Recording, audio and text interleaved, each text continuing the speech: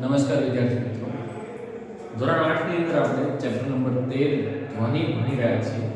હવે ધ્વનિની અંદર આપણે આગળ કાનની રચના એટલે કે આપણો કાન જે છે એ શ્રવણની સંવેદના કઈ રીતે ઓળખી શકે છે, કઈ રીતે સમજીએ છે, કેવી રીતે રચના થયેલી છે કાનની, એના વિશે આપણે અભ્યાસ કરી ચૂક્યા છીએ। તો હવે આપણે એના આગળનો આપણો વિસ્તાર આપણો પોઈન્ટ છે જે છે કંપનનો કંપ વિસ્તાર, આવર્તકાળ અને આવૃત્તિ। તો આ જે કંપનનો કંપ વિસ્તાર, આવર્તકાળ, આવૃત્તિ આ ત્રણેય શું છે? તો કે આ ત્રણેય એ ધ્વનિના કેટલાક ઘટકો છે જે તરંગ ગતિ કરે છે, એના આધારે એની કેટલીક રાશિઓ છે। તો એના વિશે વાત કરીએ આપણે કે પહેલો આપણો પોઈન્ટ છે કંપનનો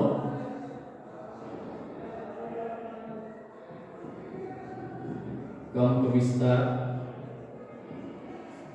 આવર્તકાળ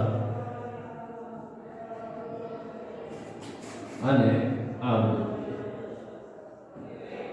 તો આપણે આગળ જોઈ ગયા તેમ કે ધ્વનિ જે છે તરંગ સ્વરૂપે આગળ વધે છે।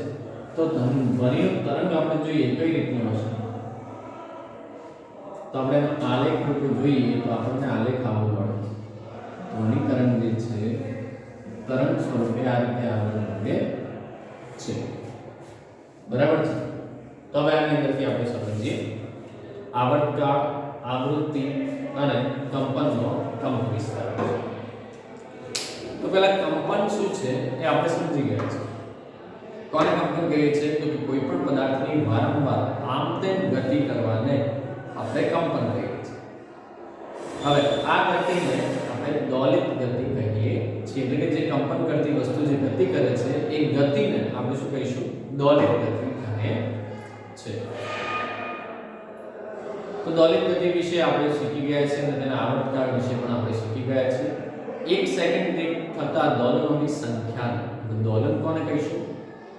દોલન કોને કહીશું? કે દાખલા તરીકે આપણી પદાર્થ છે, બરાબર, અહીંયા લોલક છે તો લોલક આમ જઈ આ સપાટી સુધી આવે, અહીંયાથી અહીંયા, તો કે અહીંયાથી અહીંયા જાય, અહીંયા આવે, અહીંયાથી અહીંયા જાય અને પાછો અહીંયા આવે, વચ્ચેના સ્થાને આવે, એને આપણે શું કહીશું? એક દોલન કહેવાય, બરાબર। પદાર્થ શું કરશે? તો તેની મહત્તમ ઊંચાઈએ જઈ પાછો પોતાની મૂળ સ્થાને આવે, પાછો ન્યૂનતમ સાઈડ જઈને પાછો મૂળ સ્થાને આવે, એને શું કહેવાય? દોલન કહેવાય। આલેખના રૂપે આપણે દોલન સમજીએ તો કે અહીંયાથી સ્ટાર્ટ કરી ગતિ, તો અહીંયાથી પદાર્થ અહીંયા મહત્તમ ઊંચાઈએ જાય છે, આટલી હાઈટ પ્રાપ્ત કરે છે, ત્યાંથી ફરી પાછો ક્યાં આવ્યો? અહીંયા, એટલે કે પોતાની મૂળ સ્થાન હતું ત્યાં પાછો આવ્યો, ત્યાંથી બીજી તરફના મહત્તમ સાઈડ જશે, એટલે કે આ તરફ જશે અહીંયા સુધી, ત્યાંથી પાછો અહીંયા આવે છે। તો અહીંયાથી અહીંયા સુધી એક દોલન કહેવાય। ફરીથી જો અહીંયાથી ચાલુ કરી દઉં, ફરી અહીંયાથી આ આગળ ચાલુ થયો આલેખ, તો આ જે થયું એને શું કહેવાશે? એક દોલન। આટલો ભાગ એને આપણે શું કહીશું? એક દોલન આપણે કહી શકીએ। આટલેથી આટલો જે કણ છે, તરંગ જે છે ગતિ કરે તો એને એક દોલન આપણે કહીએ છીએ।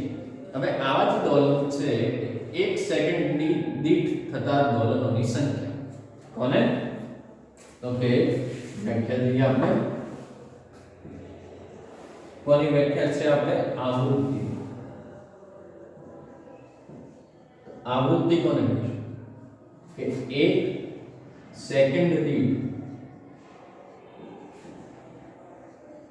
થતા દોલનોની સંખ્યા, એટલે કે 1 સેકન્ડમાં આવા જેટલા દોલન થાય એ દોલનોની સંખ્યાને આપણે શું કહીશું? આવૃત્તિ કહીએ છીએ। આવૃત્તિને હર્ટ્ઝ એકમ દ્વારા દર્શાવવામાં આવે છે।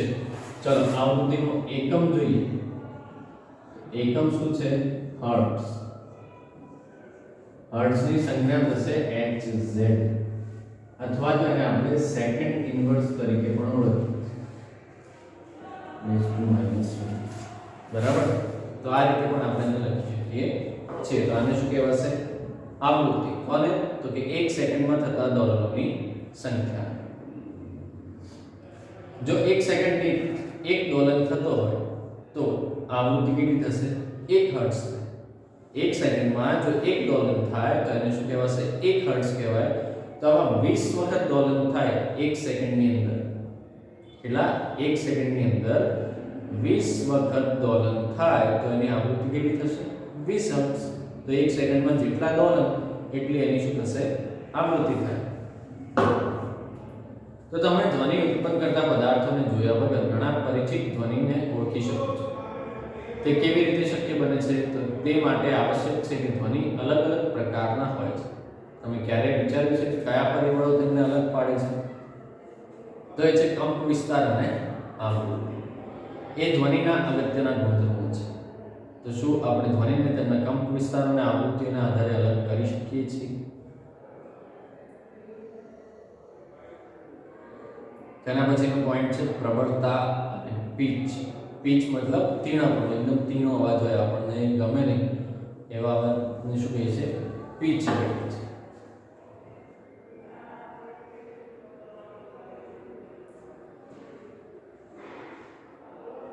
તો ધ્વનિની પ્રબળતા એ ધ્વનિ ઉત્પન્ન કરતા કંપનના કંપ વિસ્તારના સમપ્રમાણમાં છે. કોના સમપ્રમાણમાં હશે? કંપનના કંપ વિસ્તારના સમપ્રમાણમાં છે. તો કઈ રીતે સમપ્રમાણમાં છે? તો ધ્વનિ ઉત્પન્ન કરતા કંપનના કંપ વિસ્તારના વર્ગના સમપ્રમાણમાં હોય છે. ઉદાહરણ તરીકે જો કંપ વિસ્તાર બમણો કરવામાં આવે તો પ્રબળતા 4 ગણી થઈ જાય છે. એટલે કે જે પ્રબળતા છે એ પ્રબળતા કેવી હશે?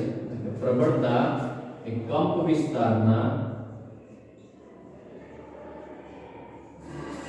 વર્ગના સમપ્રમાણ.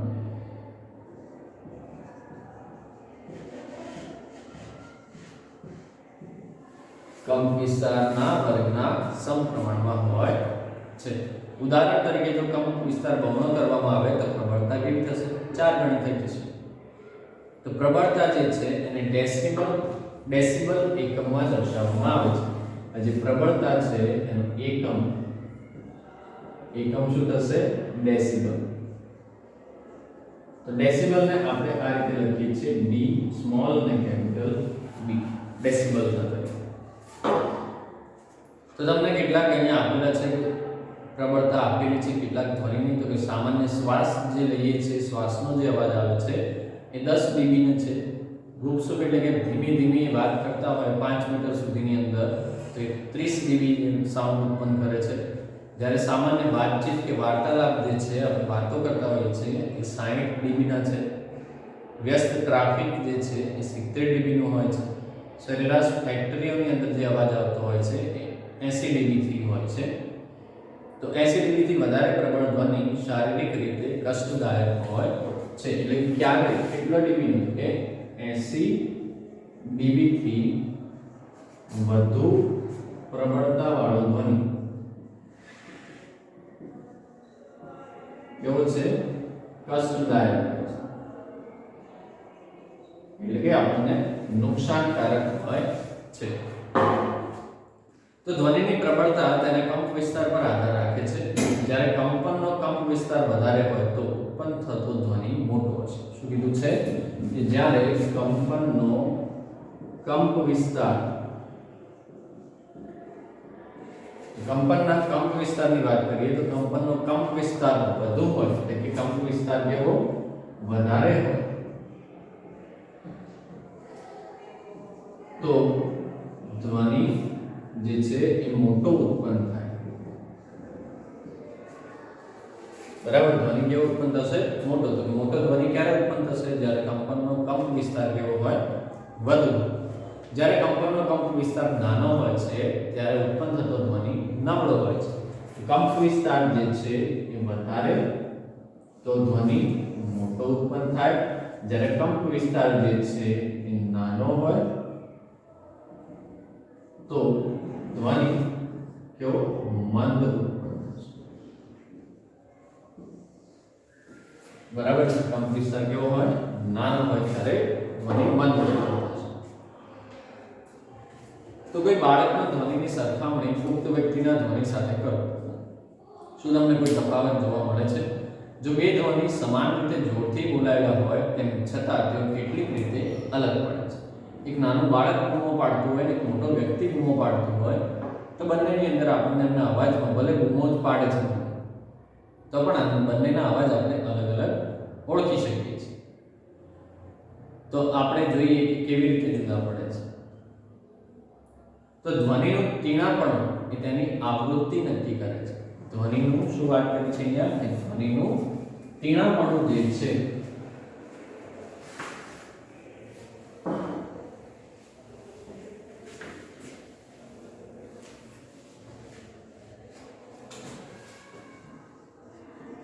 તો ધ્વનિનું તીણાપણું જે છે એ તીણાપણું શું નક્કી કરે છે કે આવૃત્તિ નક્કી કરે છે. આવૃત્તિ ઉપરથી ધ્વનિ તીણો છે કે સારી છે એ આપણે જાણીએ. જો કંપનની આવૃત્તિ વધારે હોય તો આપણે કહી શકીએ કે અવાજ કેવો થશે તીણો. અહીંયા ખાસ ધ્યાન રાખવાનું કે જો અવાજ તીણો ક્યારે થશે કે જો આવૃત્તિ કેવી હોય, આવૃત્તિ વધુ હોય. આવૃત્તિ વધુનો મતલબ શું થયો? વધુ આવૃત્તિ આપણે ક્યારે કહી શકીએ તો કે જ્યારે શું જોવા મળે 1 સેકન્ડમાં થતા દોલનોની સંખ્યા કેવી વધુ હોય. 1 સેકન્ડમાં ઉત્પન્ન થતા દોલનોની સંખ્યા વધુ હોય તો આવૃત્તિ વધુ, અને આવૃત્તિ વધુ હોય તો ધ્વનિ કેવો થશે તીણો થાય છે અને તેને પીચ વધારે છે. તો જે ધ્વનિનું તીણાપણું જે થશે એને શું કહેવાશે? ધ્વનિની પીચ કેવી થશે? વધુ થશે.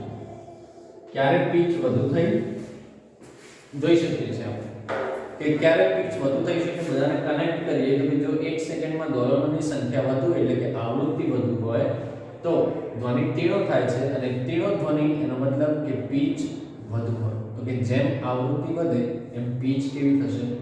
વધશે. બરાબર. શું થશે? કે જેમ આવૃત્તિ વધે એમ પીચ કેવી થશે? વધે છે. જો કંપનની આવૃત્તિ ઓછી હોય તો આપણે કહી શકીએ છીએ કે ધ્વનિનો પીચ ઓછો છે. ઉદાહરણ તરીકે ડ્રમ એ ઓછી આવૃત્તિથી કંપન કરે છે, તેથી તે ઓછા પીચ વાળો ધ્વનિ ઉત્પન્ન કરે છે. જ્યારે બીજી બાજુ સિસોટીની આવૃત્તિ વધારે હોય છે, તેથી તે વધારે પીચ વાળો ધ્વનિ ઉત્પન્ન કરે છે. પક્ષી ઉચ્ચ પીચ વાળો ધ્વનિ ઉત્પન્ન કરે છે, જ્યારે સિંહની ગર્જનાનો પીચ ઓછો હોય. જો કે સિંહની ગર્જના વધારે પ્રબળ હોય છે, જ્યારે પક્ષીઓનો ધ્વનિ કેવો હશે? દુર્બળ છે. તો એનો મતલબ શું થયો કે પ્રબળ ધ્વનિ ક્યારે હોય? તો કે જ્યારે પીચ ઓછી હોય.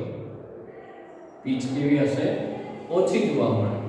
આ જે ધ્વનિની પીચ છે, પીચ ઓછી હોય તો ધ્વનિ કેવો થશે? ધ્વનિ પ્રબળ. બરાબર. અને જો ધ્વનિ નિર્બળ હોય તો સમજી લેવાનું કે પીચ વધારે પણ હોઈ શકે છે. તો આપણે દરરોજ બાળકો અને પુખ્ત વ્યક્તિઓના અવાજ સાંભળીએ છીએ. શું તમને તેમના અવાજમાં કોઈ ફેરફાર જોવા મળે છે? શું તમે કહી શકો કે બાળકના ધ્વનિની આવૃત્તિ એ પુખ્ત વયના વ્યક્તિના ધ્વનિની આવૃત્તિ કરતાં વધારે હોય છે? સામાન્ય રીતે સ્ત્રીના અવાજની આવૃત્તિ પુરુષના અવાજની આવૃત્તિ કરતાં વધારે હોય છે. એટલે જ સ્ત્રીઓના અવાજ કેવા છે? તીણા લાગે છે આપણને થોડા. ચલો, આ હતું આના વિશે પીચ અને પ્રબળતા. હવે અહીંયા જે આપણે પોઈન્ટ લખેલા છે કંપ વિસ્તાર, આવર્તકાળ અને આવૃત્તિ, એના વિશે જોઈએ. આવૃત્તિ તો આપણે સમજી ગયા કે 1 સેકન્ડમાં થતા દોલનોની સંખ્યાને આપણે શું કહીશું? આવૃત્તિ કહે છે. કંપ વિસ્તાર કોને કીધું? તો કે એક તરફનું મહત્તમ સ્થાનાંતર. આ જે દોલન કરે છે કણો, આમ ઉપર અહીંયા શું થશે? આ જે કણ જે છે એ વાતાવરણના કણો જે છે એ દોલન કરે. તો જે સૌથી મહત્તમ ઊંચાઈ પ્રાપ્ત કરે એને આપણે શું કહીશું? આટલી મહત્તમ ઊંચાઈ. તો એને આપણે શું કહેવાશે? તો એને આપણે કહીશું કંપ વિસ્તાર. કંપ વિસ્તાર ઉપરની તરફ છે તેને +a તરીકે દર્શાવે. કંપ વિસ્તારનો સિમ્બોલ છે a અને એનો એકમ છે મીટર. એકમ શું છે? મીટર. બરાબર. આ તરફનું હશે તો આ આટલું મેક્સિમમ થયું તો આને શું કહેવાશે? કંપ વિસ્તાર જ કહેવાશે. પણ આ જે કંપ વિસ્તાર છે બીજી તરફ છે એટલે બીજી તરફની વેલ્યુ આપણે શું કહી શકીએ છીએ? માઈનસ. અને આ છે 0. બરાબર. આ કંપ વિસ્તાર થઈ ગયો. એકમ મીટર જ છે. અને સૌથી મહત્તમ સ્થાનાંતર એને શું કહેવાશે? કંપનનો કંપ વિસ્તાર કહીએ છીએ. બરાબર છે. ચલો એના પછી જોઈએ આવર્તકાળ. તો આવર્તકાળ જે છે એ આવર્તકાળ એટલે શું બોલો? આવર્તકાળ એટલે શું? તો કે 1 સેકન્ડમાં કોઈ પણ એક બિંદુ પકડી લઈએ અને બિંદુમાંથી 1 સેકન્ડની અંદર પસાર થતા દોલનોની સંખ્યા અથવા તો એક દોલન પસાર થવા માટે, એક દોલન પૂર્ણ થવા માટે આવર્તકાળને કહીશું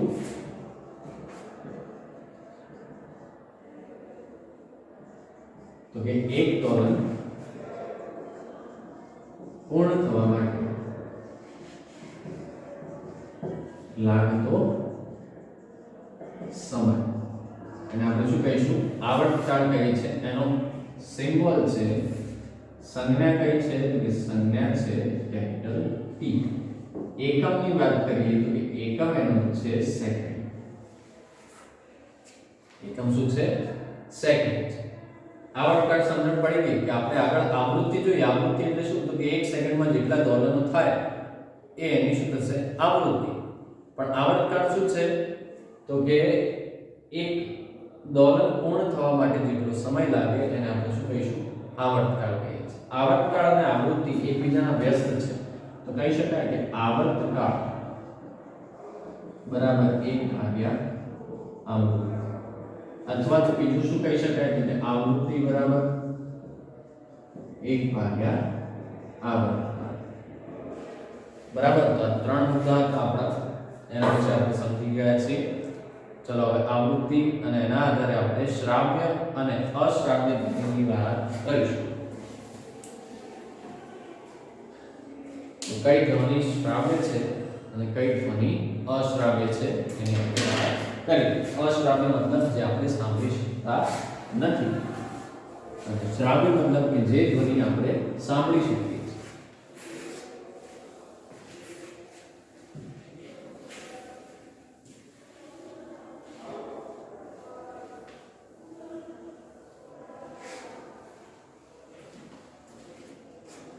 હવે જોઈશું પોઈન્ટ શ્રાવ્ય અને અશ્રાવ્ય.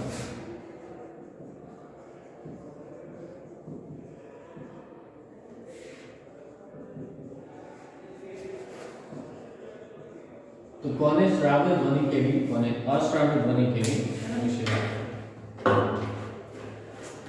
તો આપણે જાણીએ છીએ કે ધ્વનિની ઉત્પત્તિ માટે આપણને કંપન કરતા પદાર્થની જરૂર પડે છે. શું આપણે બધા જ કંપન કરતા પદાર્થોના ધ્વનિ સાંભળી શકીએ છીએ? તો હકીકત એ છે કે 20 કંપન પ્રતિ સેકન્ડ એટલે કે 20 હર્ટ્ઝ કરતા ઓછી આવૃત્તિવાળા ધ્વનિ મનુષ્યના કાન વડે પારખી શકાતા નથી. કેટલી કીધી? કેટલા કીધા છે? 20 હર્ટ્ઝ થી ઓછી મનુષ્ય સાંભળી શકતા નથી. મનુષ્ય દ્વારા આ ધ્વનિ સંભળાશે નહીં. આ ધ્વનિ અશ્રાવ્ય કહેવાય. બીજી બાજુ 20,000 કંપન પ્રતિ સેકન્ડ કરતા વધારે આવૃત્તિવાળા ધ્વનિ પણ મનુષ્યના કાન માટે અશ્રાવ્ય છે. શું કીધું છે? ચલો બીજું સમજીએ આપણે કે બીજા કયા કીધા? 20,000 હર્ટ્ઝ થી વધુ પણ કેવા છે? સાંભળી શકાતા નથી. એટલે આ બંને કેવા થયા? અશ્રાવ્ય. બરાબર છે. આ બંને ધ્વનિ કેવા થઈ ગયા?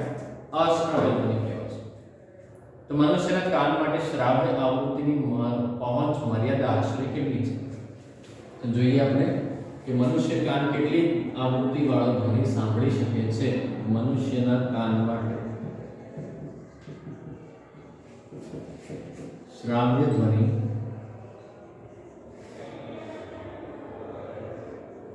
બરાબર કેટલી થશે? શ્રાવ્ય ધ્વનિ તો કે અહીંયા કીધું 20,000 20 હર્ટ્ઝથી ઓછી, બરાબર છે. તો અહીંયા કઈ છે 20 હર્ટ્ઝ ઓછી અને 20,000 હર્ટ્ઝ થી વધુ. એટલે કે જો આવૃત્તિ કેટલી હોય લેસ ધેન 20,000 થી, ચલો આનો શબ્દ બનાવો કે આપણે કેટલી ધ્વનિ સાંભળી શકીએ છીએ, તો કે આપણે 20 હર્ટ્ઝ થી 20,000 હર્ટ્ઝ આવૃત્તિ વાળો ધ્વનિ સાંભળી શકાય છે. તો 20 હર્ટ્ઝ થી ઓછો અને 20,000 હર્ટ્ઝ થી વધુ વાળો ધ્વનિ કેવો થયો અશ્રાવ્ય છે. તો 20 થી 20,000 વચ્ચેનો જે ધ્વનિ છે એ કેવો થઈ જશે શ્રાવ્ય ધ્વનિ તરીકે ઓળખવામાં આવે છે. અમુક પ્રાણીઓ 20,000 હર્ટ્ઝ થી વધારે આવૃત્તિ વાળા ધ્વનિ સાંભળી શકે છે. શ્વાનમાં આ ક્ષમતા વધારે છે. પોલીસ કર્મીઓ ઉચ્ચ આવૃત્તિનો ધ્વનિ ઉત્પન્ન કરવા વાળી સિસોટીનો ઉપયોગ કરે છે જે શ્વાન સાંભળી શકે છે, પરંતુ મનુષ્યો સાંભળી શકતા નથી. ઘણી તબીબી સમસ્યાઓની તપાસ કરવા અને પગીરું મેળવવા માટે 20,000 હર્ટ્ઝથી ઉચ્ચ આવૃત્તિ કરતા અલ્ટ્રાસાઉન્ડ ધ્વનિનો ઉપયોગ કરવામાં આવે છે. બરાબર છે. તો અહીંયા હતું આના વિશે. હવે કેટલીક બીજી માહિતી જે છે ધ્વનિ વિશે હું તમને આપી દઉં.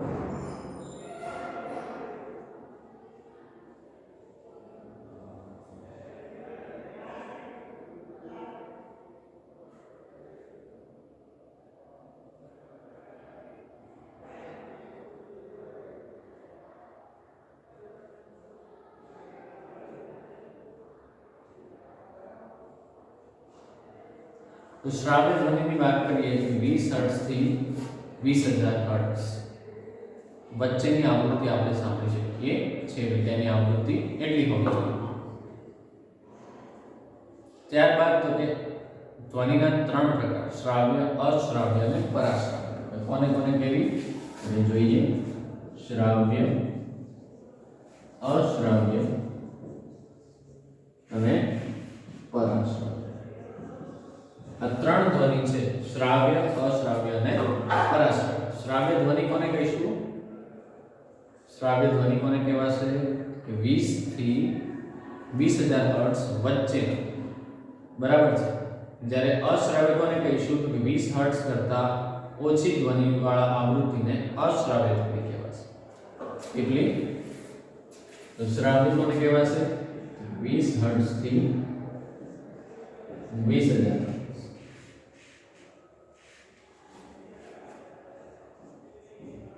આ કેવી કહેવાશે? શ્રાવ્ય કહેવાશે.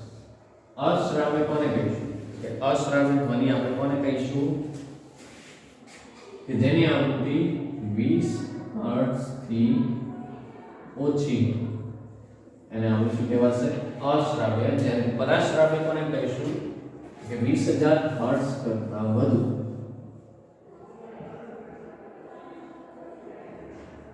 હર્ટ્ઝ થી વધુ હોય અને આપણે શું કહીશું? પરાશ્રાવ્ય.